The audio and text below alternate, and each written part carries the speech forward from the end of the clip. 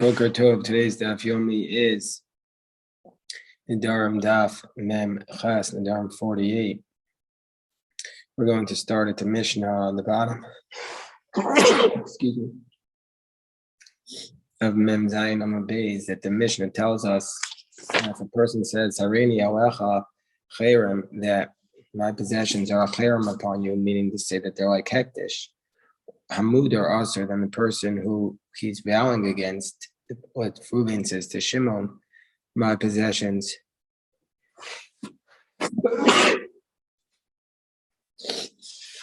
Hold on 1 second.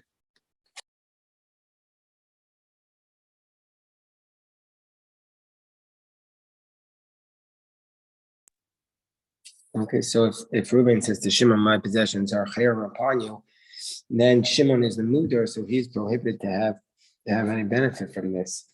But let's say he says, Hare at alai cherem. Let's say Reuben says to Shimon, your possessions are prohibited upon me, then I know they're usher. Then one who makes the vow is prohibited.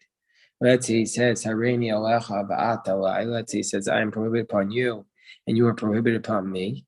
Meaning to say they're both prohibited upon each other. Shnehem asurim u'shnehem mutar. And under those circumstances, Shneim asurim, both of them are prohibited to get benefit from each other. Ushnehem mutar medavar shel olei bavel. Even though they're not allowed to get benefit from each other, Mishnah says they're both allowed to benefit from something that belongs to the olei bavel. What belongs to the olei bavel? There are certain things that the community declared hefker, ownerless, that they don't belong to anybody. And the olei bavel were the pilgrims, and they wanted to make sure that that it belonged to nobody. And so therefore, for this reason, even if a person is prohibited to have any benefit from somebody else, they're allowed to benefit from those things that the olei bavel were allowed to take for free. But they're prohibited those things on top of Mem Chasam and Aleph that belong to the whole community. Hold on.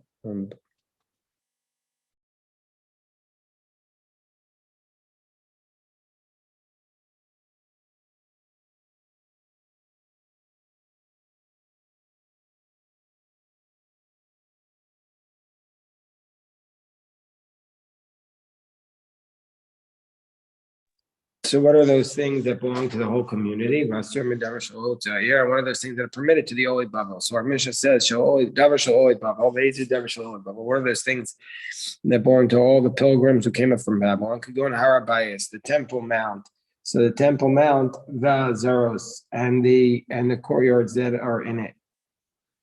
Really, the Temple Mount, we said, was in the tribes, was split between Benjamin and Judah, but here we're saying that the access to it was granted to all the olei bavel and the courtyards of the temple, and really the whole temple. And the cisterns, the wells, the reservoirs that they put on the road so that the pilgrims could go up, all of that, the people are still allowed to benefit from because it was declared ownerless. What is something that belongs to just the community? Could go in Harachava. And so since belongs to the community, anybody who's a member of the community is allowed to partake in this. What are those things? Like Harchava, like a plaza, merchats, like a bathhouse, the plaza in the middle of the city, the town square, the merchats, the town bathhouse, Beis HaKnesses, the synagogue, Teva, and the bima, which you put the Aron Kodesh on, which you put the Sefer Torah on, the Sfarim, and the Sfarim. As refers to the Sifrei Torah, all these things that were owned by the whole community, everybody's allowed to partake in them. And somebody who writes his portion to the so this phrase, this phrase actually, we're going to have to come back and explain it in the Gemara. We'll see what it means. Whether you write it away to the Nasi or to the Hedjot is the same thing. The Nasi is the head of the community. The Hedjot is a regular commoner. And Ma ben Kosev Nasi Kosev Hedjot. Again, the Gemara is going to have to explain what this means. The Gemara is going to ultimately resort to a Chisure Melser, that we're going to have to fill in certain words of the Mishnah that are not here. So now I'll read the Mishnah, but we're going to have to need the Gemara to explain it. But what's the difference between somebody writes it to the Nasi or somebody writes it to the Hedjot? So Kosev Nasi Ein Sarach Zakos. that if you write it off to the Nasi doesn't have to formally acquire it, it's automatically given to him.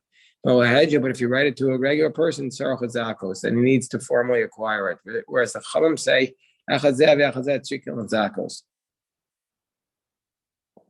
Chachamim say, in either case, you need to zakos. In either case, someone needs to formally acquire it. Well, it's just that they typically gave it to the Nasi. So we'll see what this means. Rabbi Yehuda Omer, Ein Anshe Galil Tzarich Lichtov, the Anshe of the Galilee, they don't need to actually give it away. They're allowed to partake in the community's things. Shekvar Kosru Avose and Ayadan. Their forefathers already made a proclamation that everything was given away to the community and nobody owns it. And we'll see why in the Gemara. So the Gemara says, first of all, the Gemara asks the question, Amai Mitzar. So what does this mean? He says, Amai Mitzar. So what does this phrase mean? So the Gemara is basically asking the question, if the Gemara's question is, why if somebody gave over his possessions to the Nasi, why is it prohibited? Why my mitzvah? Why is it prohibited? We just said that everything that belongs to the community is prohibited, but if you gave it to the Nasi, why is it prohibited? So Amarav Sheshes Hachi Katani. Now this is what it means. If they were both mudar hana from each other, no one could get benefit, and they live in the same town, so they're not going to be able to walk the streets. That's not possible. So what should they do? They have to give over their portion of the communal property to the Nasi, and then they could partake in it. And Rabbi Yehuda says, Echad kosev v'nasi, echad kosev v'hedra. You could give it to the Nasi, you could give it to a regular person. Ma ben kosev v'nasi, kosev v'hedra. And what's the difference between them? Ha-kosev v'nasi ain't tzarich hazakos. If you give it to the Nasi, he doesn't need to formally acquire it. It's a special dispensation. He doesn't need to formally acquire it. Whereas ha-kosev, so, and the Ran just said that's because Yafeh Koach Hanasi, the Ran has this power. Whereas if you write it to the Hedjo, that he would need to formally acquire it. Whereas the Chamim teach that even the Nasi needs to formally acquire it. And that they just said this about a Nasi because that's just what typically happens. Because a person is afraid to give over his shares to a regular person because he's afraid what the regular person can do to him. But the government, the Nasi has protection. He's not as afraid that he's going to abuse this power against him. Rabbi Yehuda says, Rabbi Yehuda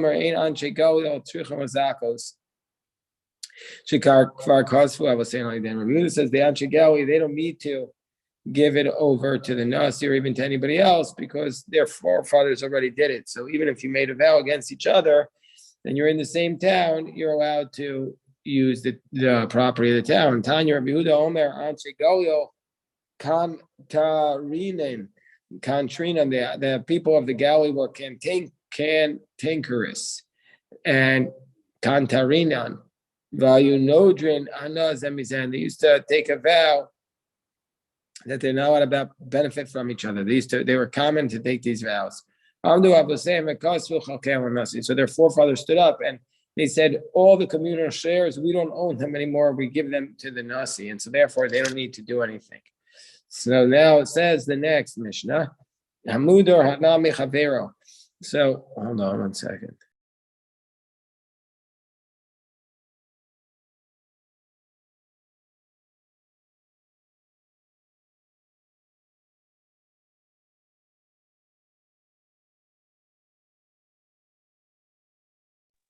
Hamudar Anam Nechavero. So it says in Mishnah, somebody's not allowed to get benefit from his friend. And he doesn't have anything to eat. What should he do?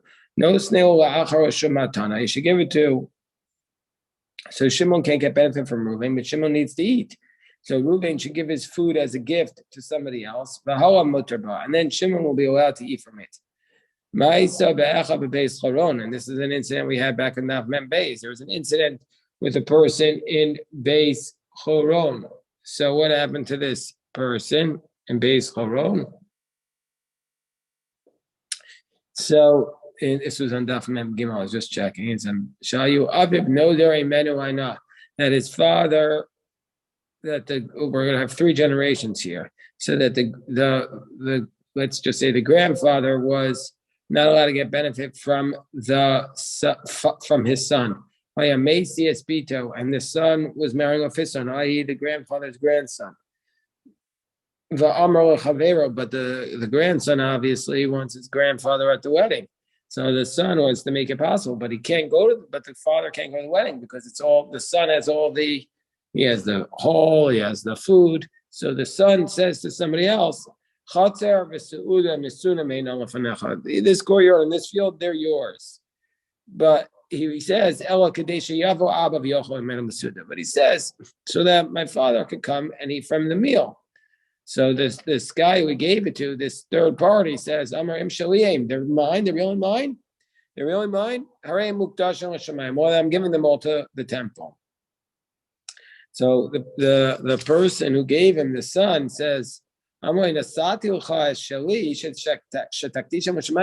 didn't give you my property that you should consecrate it. I gave it. I mean,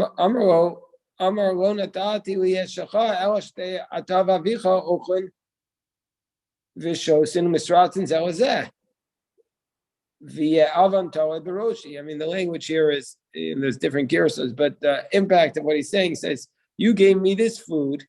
You didn't really give it to me. You just gave it to me so that you and your father could come to this meal, even though he's mudar enough from you. He's not going to get benefit from your meal, and he's going to eat and drink at your meal. And you want the sin to be on my head, that I'm complicit in this sin. I don't like that. So Amru Chachamim. So this caused the sages to say, Kol matana, any gift, she'ena she'emiktisha te'emikudeshes, which if you consecrate it, will not be consecrated in a matana. It's not a real gift. And so therefore, this gift is not valid. And that's what the Chachamim rule, that this gift is not valid. So the Gemara asks the question, this is really Maisa Listor. Is this a story to contradict the previous case in the Mishnah? The Ran says it's not a real Maisa Listor. It's not really a contradiction. Because this case is different, because here he says the Achra Shani, it's different. The Amrway Ve'eno Lefanecha, because he says, and here is the food, and he says, and this is father before you. So this is what the Gemara's question. Tana Shari. The first case we said you could give it. The Tana says you're allowed to give it as a gift to somebody else. Or why is the Tana bringing a case where it's prohibited? Typically speaking, the Tana will bring a case to support the case. And here it brings a case that, even though it's not a direct contradiction, because it's a different case, still it's a prohibition. So Maiso Istor, so the Gemara says, we had just said, you're allowed to give it as a gift, and third party could give it to them. And now you give me a case where it's prohibited. So the Gemara says, Chisurim Mechsera. We're missing some words. Achi Katani. This is the case. If at the conclusion of the gift it proves that he was only giving it to evade the vow, then it's prohibited. And then we have a similar incident with the Beit Choron, where a person whose conclusion of the gift proved that in the beginning he really didn't intend to give it, and the sages said it wasn't a valid gift. So Amar Rava, let's go back to this case of the Beit Choron. Rava says, "Oh Shano, when do we say that it's not a valid gift? Ela de Amarei ve'heinan lefanecha ela kadesh yavo ava," where he says, this is before you only so that, meaning to say, I'm giving it to you only so that my father could partake of it. Where he explicitly connects it conditionally, then it's going to be a problematic gift and it's not valid. Aval Amarei sheyu fanecha. But if he just says, listen, this gift is for you, and then he also says, Sheyavo Abba midait chahu. Sheyavo Abba midait chahu da'amarei. So if he says, this is before you, and he said, oh, listen, father could come, well, then it's all up to you. Then it's not explicitly conditional, and then it's going to be permitted. Alternatively, so according to the first case, Rav is saying, when is it a problem? Only if you put it as a conditional clause that I'm only giving it to you so that my father could come. That's a problem. But alternatively, Amrin law, that if he said, Amrin law, Amar Rava, that what did Rava say? Lo tema, the Amar Levein Lefanecha, the Asar, Avo Amar Levein Lefanecha, Shevo Abba V'yocham Mutter. Don't say that if it's a conditional clause, it's prohibited, but if it just happens to mention that my father may come and eat, that it will be permitted. Even if he said, but even if he said these words, listen, it's in front of you, this is your gift, father can come and eat, that's up to you, it's still a problem. My time, even though he doesn't actually say the words conditional, it's very clear from the context, the wink that's going on, that was his intent, and that's a problem. But if he doesn't actually say anything at all, then it would be permitted. So now Ahu Gavra Dave Bra, on the top of Memches Beis. So there was a man that he had a son, Dave Shamit Kipe de Kitna. That this son was stealing Kipe de Kitna. He stole bundles of flax. Asrinu, when he stole these bundles of the flax, the father got upset at the son, and he said, Asrinu, he says, you can't get any benefit from me. Basically, he says, his son's a thief, you cannot get a benefit from him. And he says, so what about the fact that you're disinheriting your son? What about if your grandson ends up being a Torah scholar? What are you going to do then? Then he said, okay, let my son acquire it. He says, let my son acquire it if his grandson is a Torah scholar, then let my son acquire it. Meaning to say that way. That way,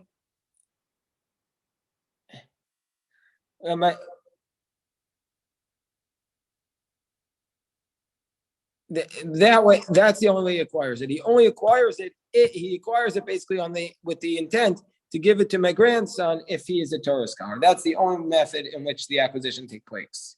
So we want to know if this is good. What's the law there? Amri. So they said, this is an acquisition with the intent to give it over.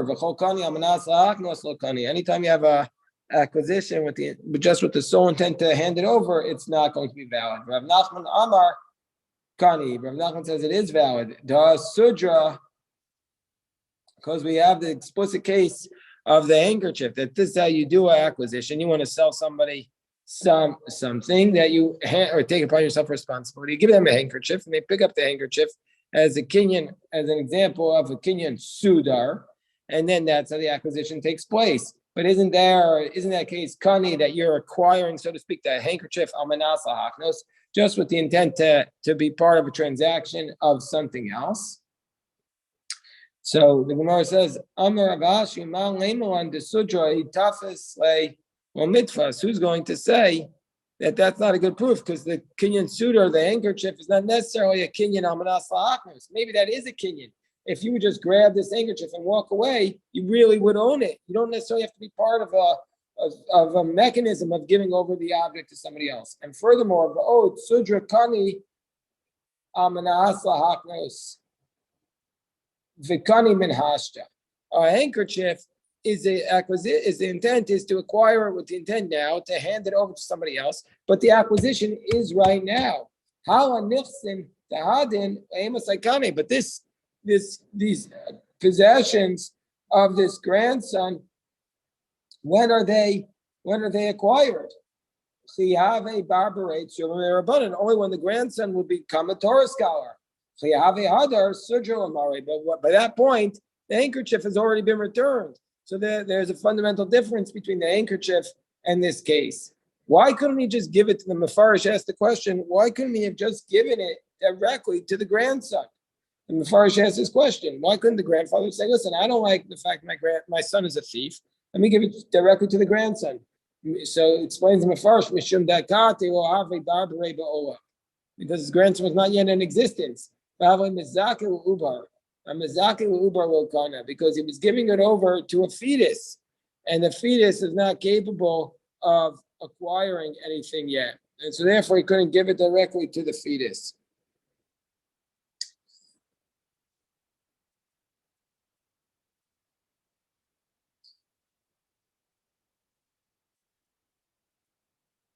Okay. So the Gemara now continues. So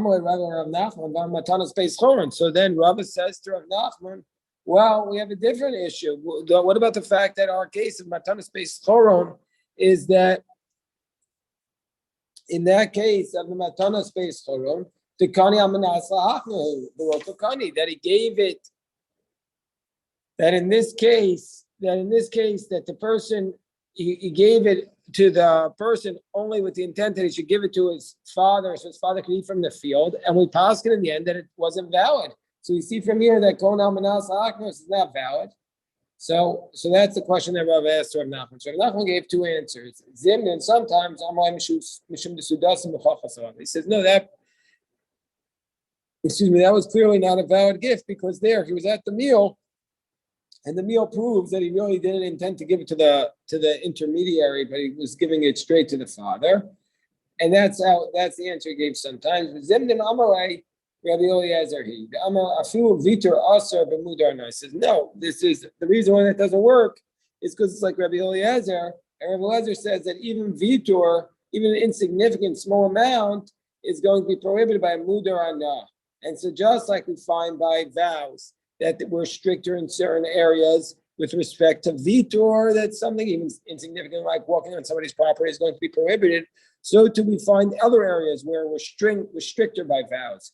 So for example, we're going to be stricter that even though in general we can allow matana manasa haknos, a gift with the intention to give it to somebody else is valid, but by Nedarim we won't say that. By Nedarim we'll be strict.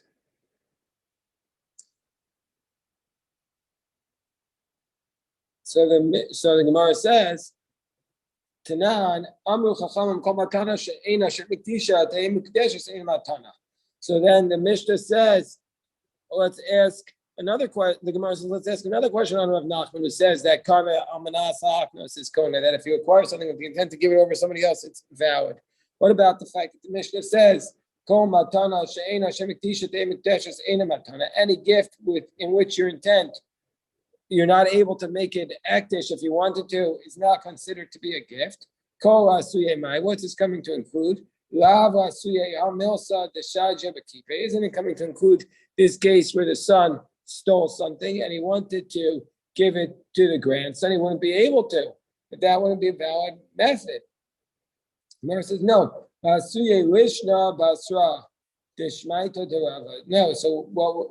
what he was coming to include is the second case, because we had of Rava that we said on the bottom of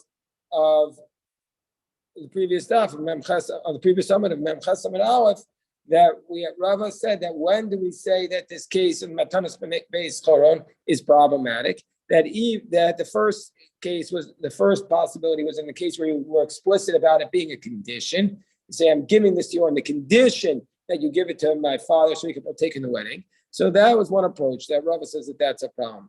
But then there was another approach that Rava said it's a problem. Even if you don't make an explicit condition, you just mention it. And so we're saying that that's what's being included here.